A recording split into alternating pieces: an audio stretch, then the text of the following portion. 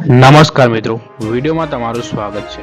મિત્રો, હાલમાં એટલે કે ગુજરાતમાં વાવાઝોડાને લઈને સૌથી મોટા સમાચાર સામે આવી રહ્યા છે।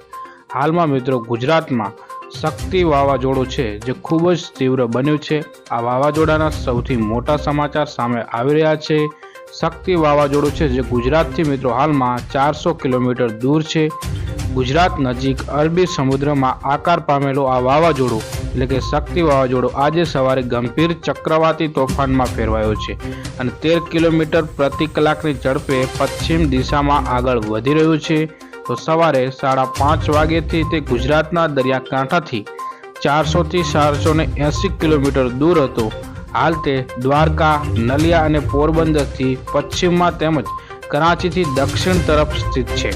હવામાન વિભાગ મુજબ 5 ઓક્ટોબર સુધી તે પશ્ચિમ મધ્ય અરબી સમુદ્રમાં પહોંચીને વધુ તીવ્ર બની શકે છે। તો મિત્રો, આ હતા શક્તિ વાવાઝોડાના સૌથી મોટા સમાચાર।